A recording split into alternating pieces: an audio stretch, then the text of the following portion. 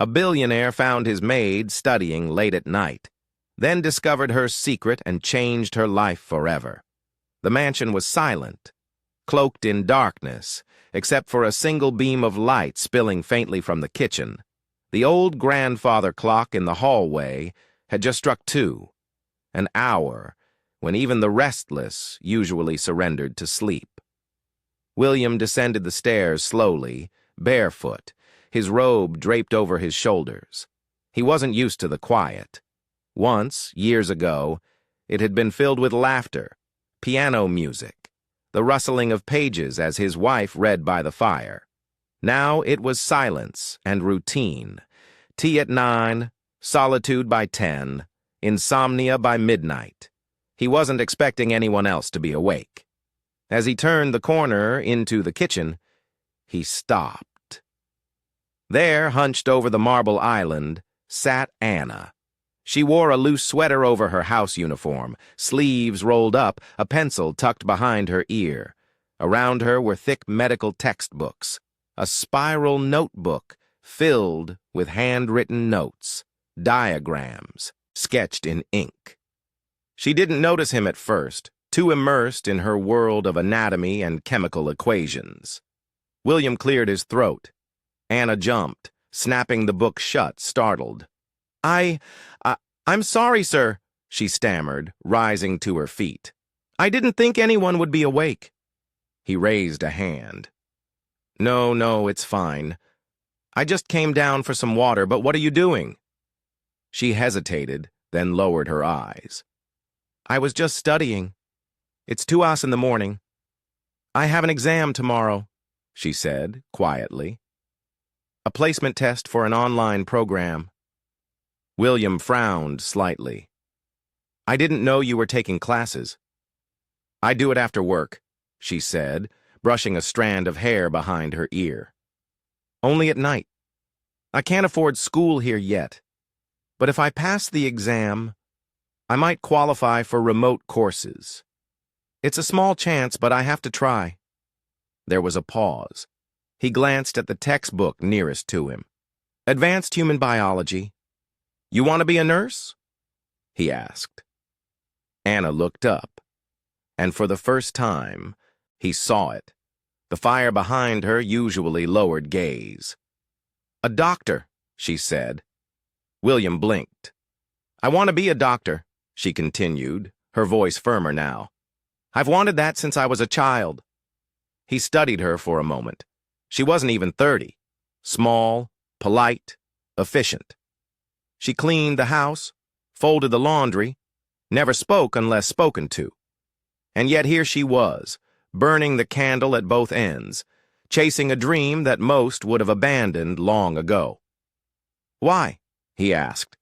She hesitated. Because when I was 10, my father got sick. We didn't have money for proper treatment. He died at home. I remember sitting beside him feeling useless. I promised I'd never feel that helpless again. William didn't respond at first. He just looked at her. Truly looked. She wasn't asking for pity. Her voice wasn't broken. Her eyes didn't beg. She simply stood there, quietly brave, surrounded by the tools of a dream no one had handed her, one she was building with scraps of time, worn books, and pure determination. You're tired, he said softly. Yes, she admitted. But you're still studying. Yes.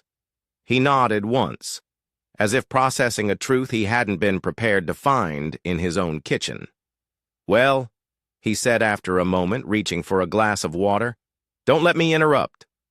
Anna looked surprised. Go on, he added, gesturing gently toward the notebook.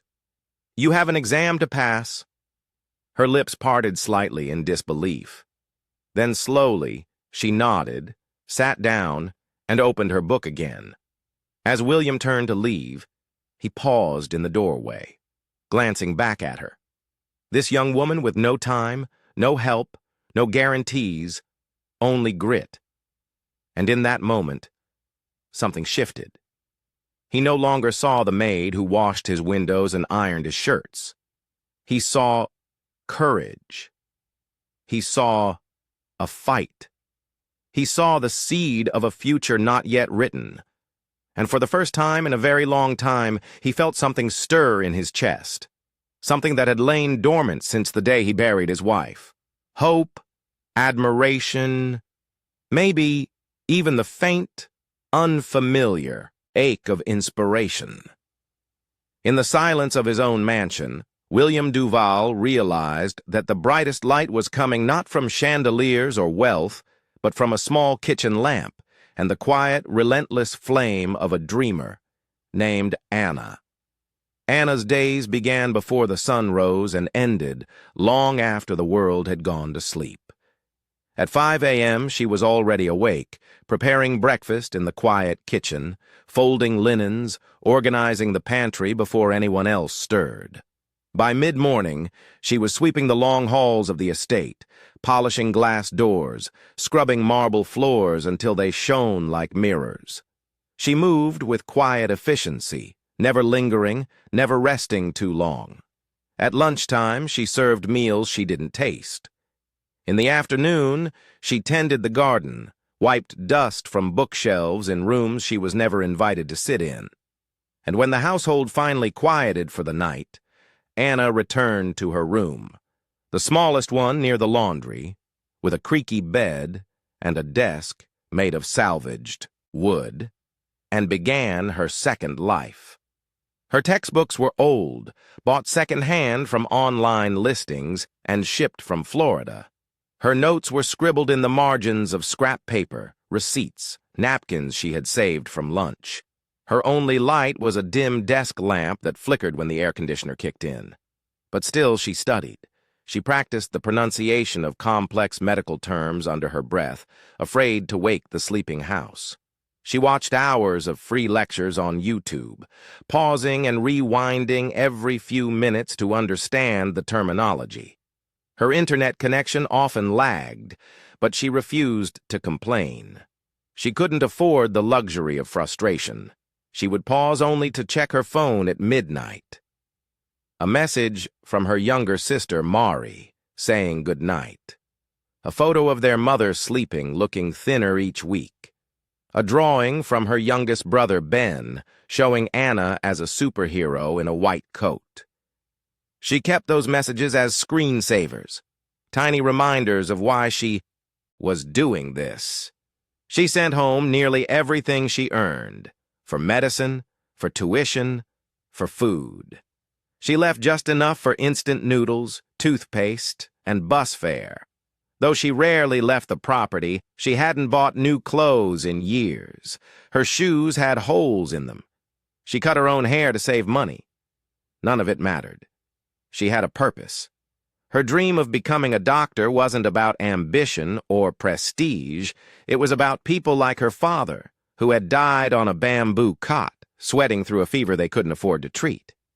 It was about mothers in the province waiting too long to give birth because there were no clinics. It was about giving children like Ben a better answer than, "We don't have the money." People told her it was impossible, that no one like her, brown-skinned, broke, a housemaid in a foreign land, could ever wear a white coat. But Anna didn't argue. She simply worked. Even on the hardest days, when her hands ached from scrubbing or her eyes burned from sleep deprivation, she never let the fire inside her dim. She carried her dream like a small, sacred ember in her chest, and William noticed. He didn't say anything. Not yet. But he saw the way she moved with discipline. The way she snuck glances at her books when she thought no one was watching. He noticed the way she touched everything with care, even the furniture, even the floor, as if the world deserved gentleness, no matter how hard it was. Anna never asked for more. Not time, not money, not recognition. She didn't believe in handouts. She believed in doing the work, and she did. Quietly, relentlessly, unapologetically. One night, as she sat at her desk cross-referencing symptoms for a mock diagnostic test, she looked up at the ceiling and whispered to herself, "I'll get there. Even if it takes me forever, I'll get there." She didn't know if anyone heard, but someone had, and for the first time in his life, William felt that perhaps true strength wasn't loud or powerful or adorned in medals. Sometimes true strength wore an apron by day, a pencil in her hair by night, and carried the weight of a future no one else believed in, except her. It began with a second glance. At first, William had only observed Anna from a distance, casually, with the kind of detached curiosity that people of his stature often had toward those who quietly served them. But something shifted after that night in the kitchen. After seeing her huddled over medical books, her eyes blazing with tired resolve, he found himself noticing her more closely. More often he saw how gently she trimmed the hydrangeas in the back garden, as if they were living things with stories to tell.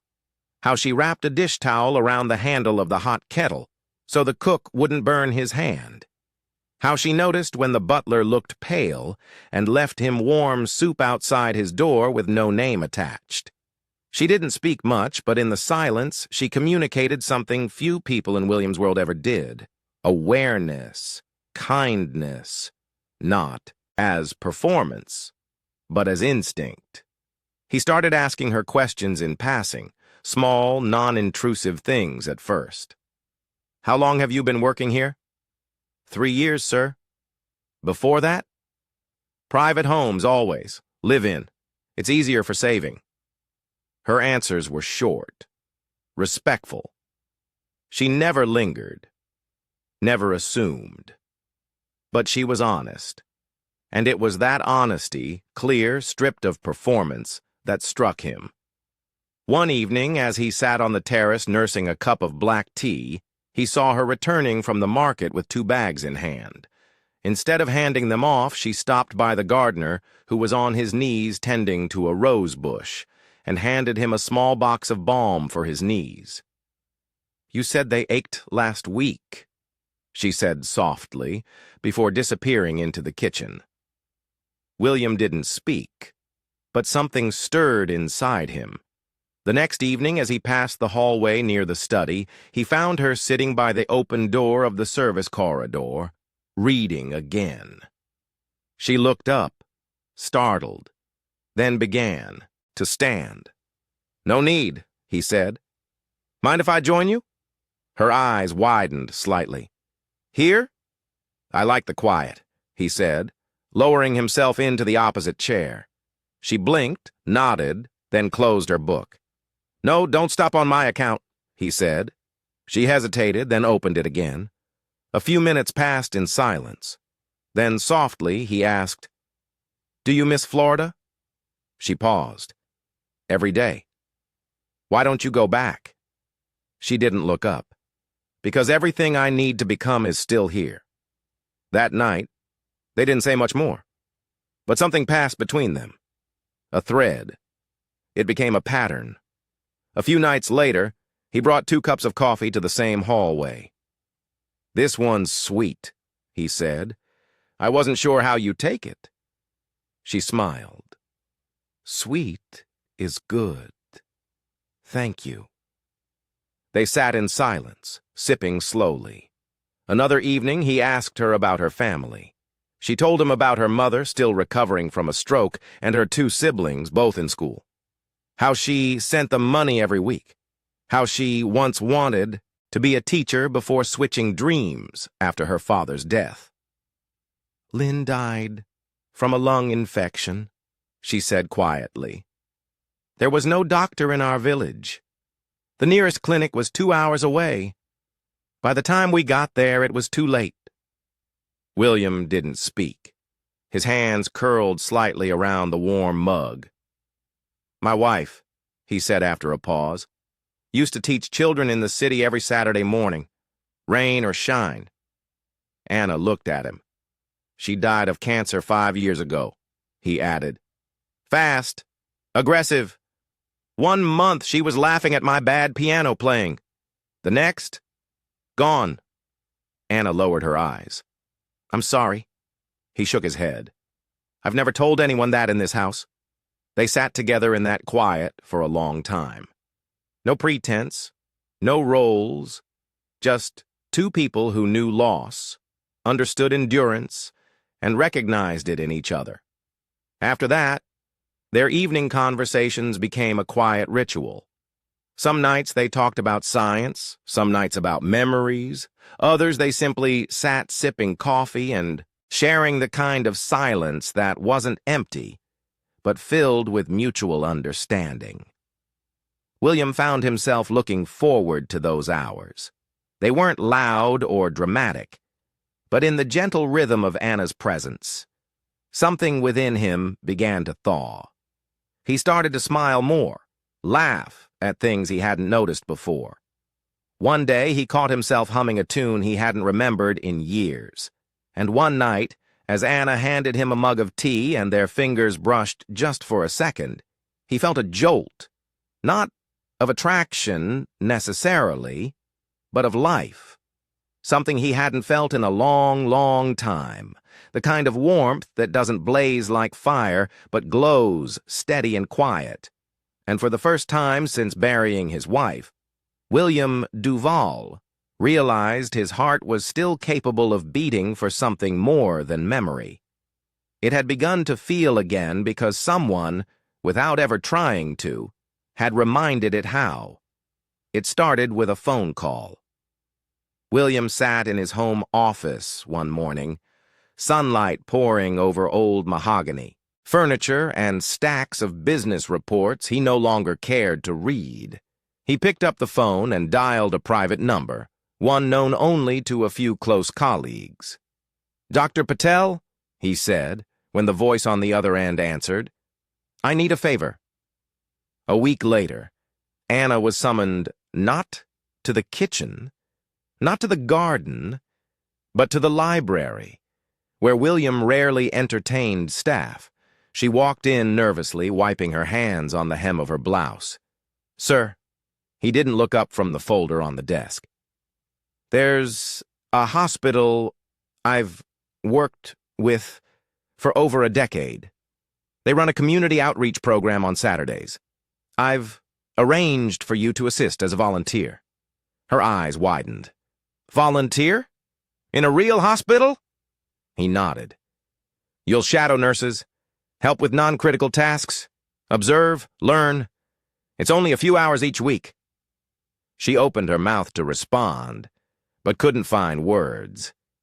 "Think of it as practice for the future," he added, finally looking up. Her throat tightened. "Thank you," she whispered. "I'll work hard. I promise." He gave a small smile. "I know you will." That Saturday, Anna arrived at the bustling city hospital in her simplest clothes, her hair tied back neatly, her eyes filled with nervous energy. She was introduced to a nurse named Claudia, who gave her a quick rundown of protocols and assigned her to the outpatient clinic.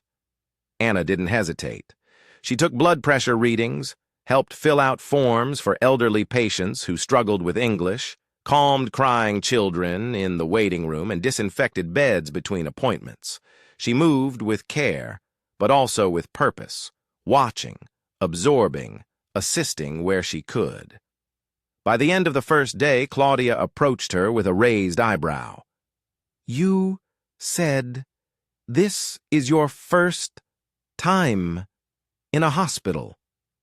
Anna nodded, unsure if she'd done something wrong. "You have better bedside instincts than some of our interns." Anna blinked. "I just tried to help like I'd want someone to help my family." Claudia stared at her for a second longer, then nodded. "Come back next week. Same time."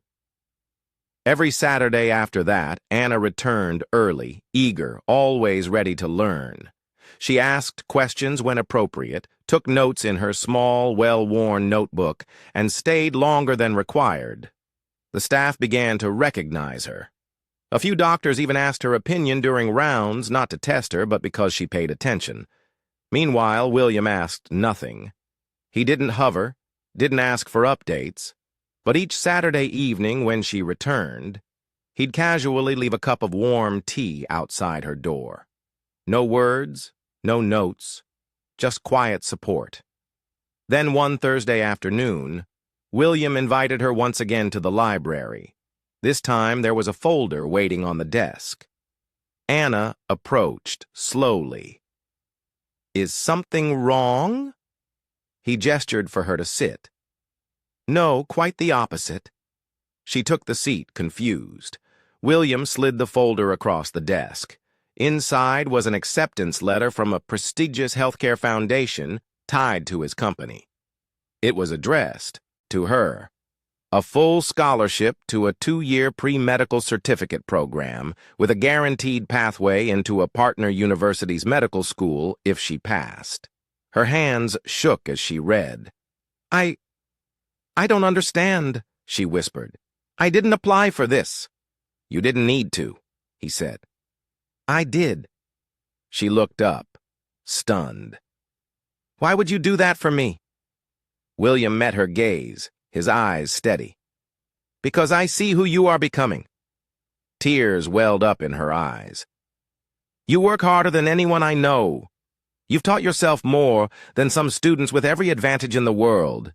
And you care deeply, genuinely. That can't be taught, but it deserves to be nurtured." She covered her mouth with her hand, trying to process it all. "You don't owe me anything," he continued. "This isn't charity, this is belief. You've earned every line of that letter. I just helped the world see it." "I'm just," she shook her head, "a housemaid." "No," he said softly. "You're a future doctor. You just need the world to catch up." That night, Anna didn't study. She sat in her room, staring at the acceptance letter. The seal embossed in gold at the top, her name printed in bold. All her life she had fought for scraps, for minutes to learn, for books to borrow, for the smallest sliver of a dream. Now, a door had opened. Not by miracle, but by the quiet faith of someone who had seen her, not her position, not her poverty, but her potential. And that, more than any acceptance letter, was the gift she had never dared to ask for. Hope. Real, tangible hope.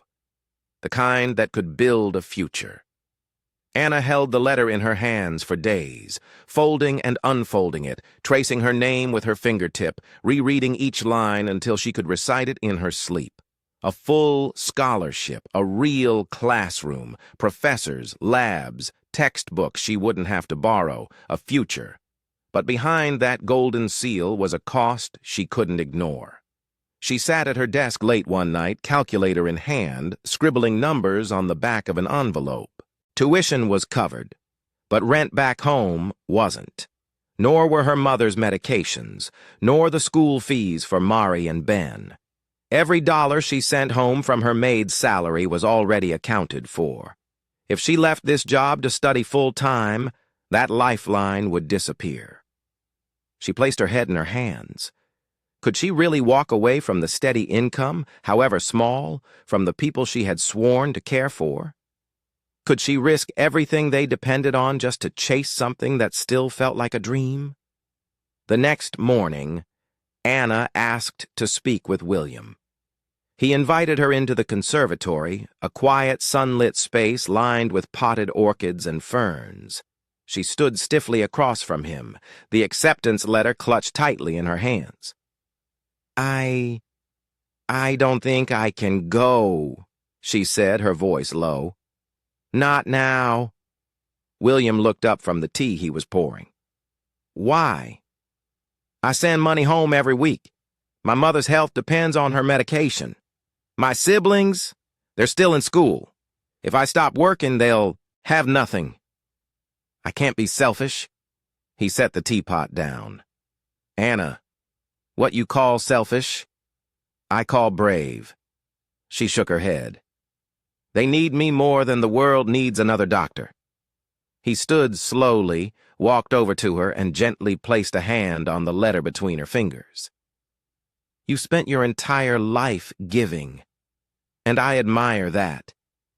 But if you give up your dream to survive, you'll keep surviving and never truly live." Her eyes filled with tears. I'm not asking you to abandon them, he continued. But maybe it's time someone else helped carry the weight. Maybe it's time you became the person you were meant to be. She stared at him, trembling. No one's ever said that to me before, she whispered. I mean it. Silence settled between them like falling dust. Then slowly she lowered herself into the chair across from him. Her fingers loosened on the letter. Her shoulders dropped. I'm scared, she said. I know, he replied gently. That's how you know it's worth it. Anna looked out, the glass doors at the morning sun pouring across the garden. She thought of her father coughing in the dark, her mother waiting for medicine, her sister drawing pictures of Anna in a white coat, her brother with wide eyes full of questions she never had time to answer. And she thought of herself, not who she had been, but who she might become. Finally, she nodded. I'll do it. William exhaled, a small smile touching his lips. Then the world just got luckier. She laughed through the tears, the kind of laugh that came from deep within, half joy, half disbelief. I don't know how to thank you, she said. You don't have to, he said. Just become who you already are. That night, Anna began to pack, not with fear, but with something else. Resolve. Courage. The quiet thrill of finally stepping into a life that had always felt just out of reach. She wasn't leaving her family behind. She was walking forward for them and for herself. The first day at the Medical Foundation program felt like entering another world. Anna stood outside the campus building, her backpack slung over one shoulder, clutching a folder of documents. Around her, students stepped out of luxury cars, wore designer coats, carried tablets and noise-canceling headphones. Their conversations drifted through the crisp morning air. Talk of vacations, private tutors, legacy admissions. She shrank slightly into her sweater, feeling the frayed edge of her collar like a spotlight. She walked quickly through the glass doors, her head down, clutching her scholarship ID like a shield. In her first anatomy lab, she didn't speak. She took notes, listened intently, nodded when addressed. She didn't laugh with the others when the professor made a joke. She was too focused, too unsure if she even belonged. The other students barely noticed her. A few smiled politely. Most didn't ask her name, but Anna paid attention. She watched. She studied. She memorized every term, reviewed every night, practiced alone with flashcards, and online simulations. She was always the first to arrive, the last to leave, quiet, invisible, but present, relentless. One afternoon, during a group case study, the instructor posed a challenging scenario about a rare immune disorder. The class hesitated, unsure. Anna raised her hand, soft but steady. The symptoms align with a variant of Job syndrome, she said. We covered it last week in the immunology reading. The room fell silent. The instructor blinked. That's correct. From that day on, the whispers began to shift. They started asking her questions, not out of condescension, but curiosity. Who was she? Where had she learned to think like that? Anna never gave long answers. She simply kept showing up over and over again, with precision, humility, and fire. Every month she wrote to William, not emails, letters, handwritten on lined paper, folded neatly into envelopes. She told him about her classes, her tests, her small victories. She thanked him in everyone, never once forgetting, who had opened the door, but never asking for anything more. He never replied, but he read each one, and after reading he pinned them on a corkboard in his study. Each letter, like a quiet testament to something he hadn't known he needed, a reminder that his world, once cold and calculated, had somehow helped bring something good to life. One evening, his assistant stepped into the study, saw the letters, and asked, "Are these from your niece?" William smiled faintly. "Something like that?" Anna continued to thrive. She received top scores on her exams, praise from professors, and invitations to assist in research projects. She joined a mentorship program for immigrant students, offering tutoring sessions to those just beginning the journey she had once feared. And slowly, something changed, not in her surroundings, but in her. She began to walk taller. She started raising her hand more. She met her professor's eyes. She stopped apologizing when she spoke. It wasn't arrogance. It was arrival. She had once whispered her dream in the dark. Now she stood in brightly lit lecture halls and spoke of medicine, care, and ethics with clarity and strength. One afternoon, she caught a glimpse of herself in the mirror of the campus library. Her hair pulled back neatly, a white coat draped over her arm, textbooks hugged to her chest. She didn't look like a maid anymore. She looked like a future doctor, but more than that, she looked like someone who knew she belonged. And though William never said a word about the letters on his wall, he read them each night carefully, like scripture. And in his quiet home, once so full of loss, there was now a soft, steady presence, the knowledge that somewhere Anna was becoming exactly who she was meant to be, not because of him, but because someone had finally believed she could. The car pulled into the long gravel driveway, crunching softly beneath the tires. The estate hadn't changed much. The ivy still curled around the white columns. The windows still gleamed in the afternoon sun, and the garden bloomed with the same quiet elegance Anna remembered. But something inside her had shifted completely. She stepped out, straightened her blazer, and took a deep breath. 4 years. 4 years since she had walked this path with a mop in one hand and a lunch bag in the other. 4 years since she had quietly scrubbed floors, cooked meals, folded sheets, and studied at night, holding on to a fragile dream. Now she returned, not as a maid, but as a graduate of medical school, a doctor in training, a woman shaped by grit, pain, and relentless faith. She rang the bell. The door opened slowly, and there he was. William, a little older now, the lines on his face a bit deeper, his hair grayer, but his eyes the same, warm, watchful. For a brief moment, neither spoke. Then he smiled. "Anna," he said, his voice softer than she remembered. She smiled back. "Hello, Mr. Duval." "No more, sir," he said. She shook her head, laughing gently. "Not today." He stepped aside.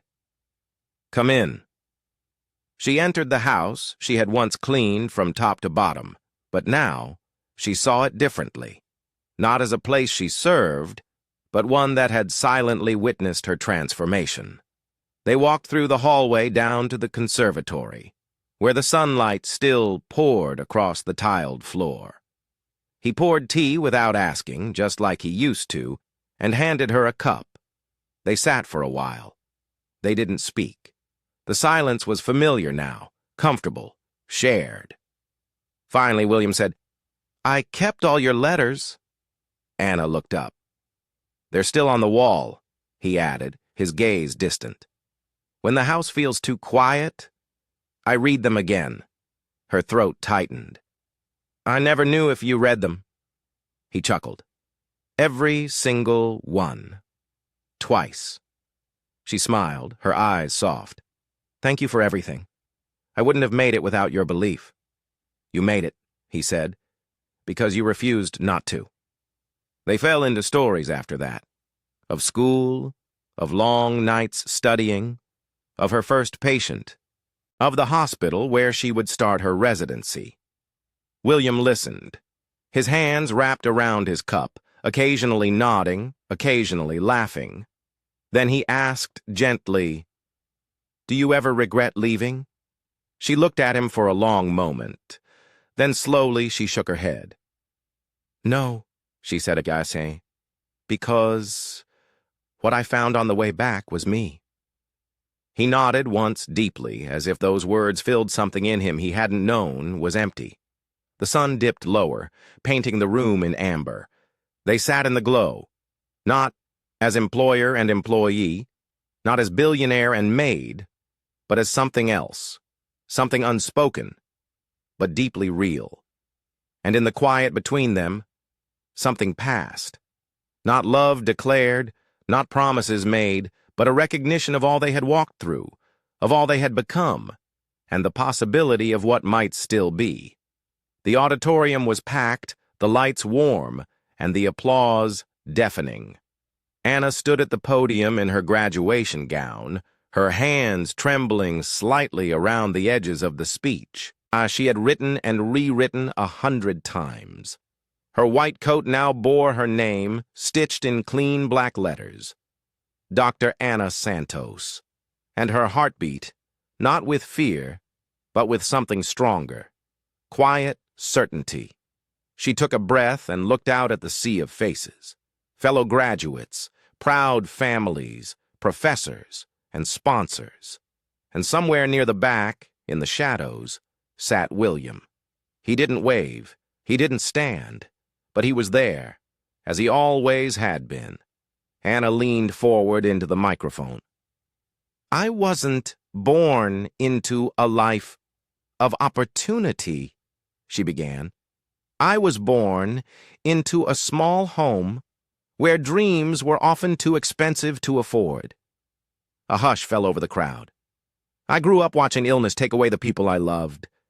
Not because there weren't cures, but because we couldn't reach them. And for a long time, I believed my job was simply to survive. She paused, her eyes searching for courage in the silence. But then one day, someone saw me. Not for what I did, not for where I came from, but for what I could become. She smiled, soft and steady. There was a man who saw me, not as a maid, but as a story waiting to be told. And he gave me the one thing that can't be bought. Belief. A murmur rippled through the audience, but Anna didn't flinch. That belief changed everything. And now I stand here. Not just as a doctor, but as proof that kindness can be the seed of something extraordinary. The standing ovation lasted minutes, but Anna didn't hear it. Her eyes had already found him. William, still seated, not clapping, but smiling, a slow, proud smile that reached his eyes.